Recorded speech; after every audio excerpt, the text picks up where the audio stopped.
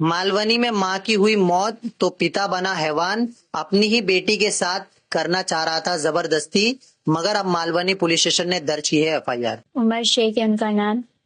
मतलब दोपहर में मैं अकेली रहती थी ना, तो वो ऐसी सारी हरकत करते थे और मुझे धमकाते थे। अगर मैं ना करने दूँ तो मुझे धमकाते थे कि तेरा फेक पेपर बना दो, या फिर है ना, मैं तो चाकू दिखाते थे और बोलते थे यही चाकू से मार दूंगा। और मैंने एक बार उनको बोल दी थी कि मैं ना मेरी बहन को बता दूंगी, तो बोलते कि अगर तूने अपनी बहन को बता दी ना तो तेरे पैर काट दूंगा। ऐसी सारी अलग अलग टाइप की धमकी देते थे वो।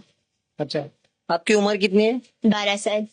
12 साल की उम्र है तो आपके पिताजी जो है वो आपको बेटी जैसा मानते थे या शुरू से ही उनकी गंदी नजर थी? शुरू से उनकी गंदी नजर नहीं थी, मतलब अम्मी के इंतकाल के बाद ये सब शुरू हुआ। मतलब वो आते थे और बाद में बैठ के से टच करते थे और एकदम मतलब जैसे रहना चाहिए था वैसे नहीं रहते थे। मतलब बाप वाला टच आपको नहीं लगता था? नहीं। अच्छा, एक गंदी नजर से टच है। हाँ। तो ये उमर शेख जो आपके पिता है, उनके अलावा आपने जमालुद्दीन शेख का भी जिक्र किया, ये कौन है? हाँ, वो चाचा है और वो मुझे घर पे आके ऐसे धमकाते थे कि मैं तेरा मतलब वो तेरा बाप है, जो करेगा ना वो सही करेगा। मतलब उनका कहने का मतलब ये था कि वो जो भी कर रहे हैं, मतलब मेरे अब्बा वो सही ही कर रहे हैं। अच्छा।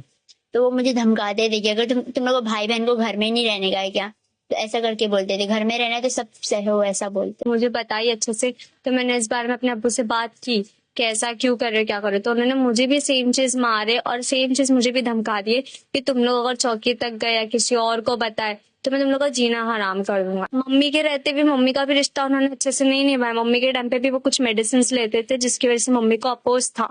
उन्होंने बहुत टाइम रोका भी, क्योंकि वो ऑनलाइन डिलीवरी करते थे, घर पे आते थे, वो मेडिसिन हम लोग देखते थे। उस चीज से मम्मी ने अपोज किया, तो फिर मम्मी को धमकाने लगा कि मैं दूसरी औरत कर लूंगा, दूसरी शादी कर लूंगा। यहाँ तक कि मेरी मम्मी के रहते हुए उनके एक्स्ट्रा मैरिटल अफेयर्स भी स्टार्ट हो गए। पुलिस का योगदान तो मुझे कुछ समझ ही नहीं आ रहा है, क्योंकि जब जब मैं गई हूँ या ये गई है, एक दो बार तो इसको भी भेज दिए कि घर का मामला है, बच्ची है बोल के सॉर्ट कर लो। और एक बार तो अब्बा को भी बस ऐसे ही बुलाया हम लोग के सामने, फिर उन्होंने किसी पर्सन को लेके आए, कोई उनके पहचान का, उनसे उन लोग की कुछ बातचीत हुई, अब्बा को बस सामने बिठाया और हम दोनों को भेज दिए कि आप लोग चले जाओ।